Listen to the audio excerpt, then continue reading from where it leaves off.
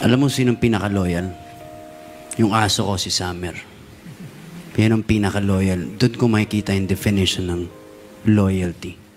Na kahit ano man ang pinagdadaanan ko ngayon, kung ano mang sitwasyon ng emosyon ko ngayon, sino ako ngayon, tatanggapin ako ng buong buo nun.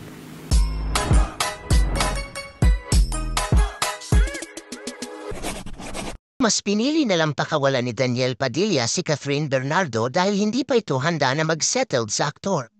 Viral na yun sa social media ang balita na nag-attempt na si Daniel Padilla na mag-propose kay Catherine Bernardo noong 2021. Tumanggi raw si Catherine Bernardo sa proposal ng aktor, kaya nasilip ng netizens na isa ito sa dahilan kung bakit nagkalamabo na ang dalawa. Hindi naman raw maghahanap si Daniel Padilla ng iba kung nagagampanan ni Catherine ang role niya bilang babae at kasintahan kay Daniel. Noong 2021 dito na raw nag-start na magkalabuan si Daniel at Catherine dahil sa pagtanggi ni Catherine Bernardo sa proposal ni Daniel Padilla sa kanya. Ayon sa balita, according to an insider, Daniel Padilla proposed allegedly to Catherine Bernardo 2 years ago.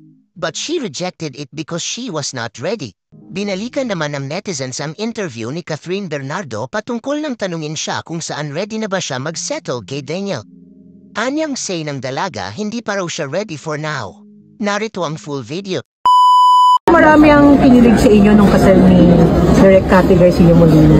Okay. Sa inyo dalawa na din. Ano dun? Yung nakita kayo doon, inig sa ibang tao, sana bawal na siya. You know, level of relationship, and kasal and everything. Ano lang yung action mo? Wala, tagal pa ate. Kasi ngayon, nandito kami sa peak namin ni Deej na kailangan namin magtrabaho. Especially may bahay na pinagawa, ang daming gastos. And then parang alam din namin sa sarili namin na hindi pa time yun. And open kami about it.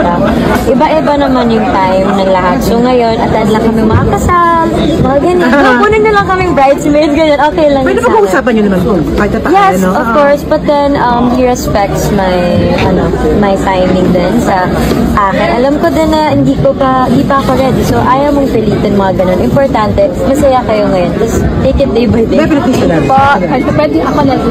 Kung mabait siya. Oo naman. Thank you.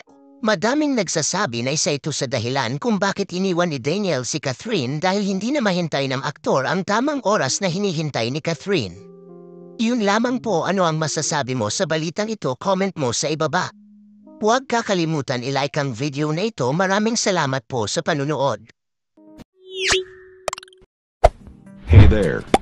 Subscribe to my channel. And also press this bell icon.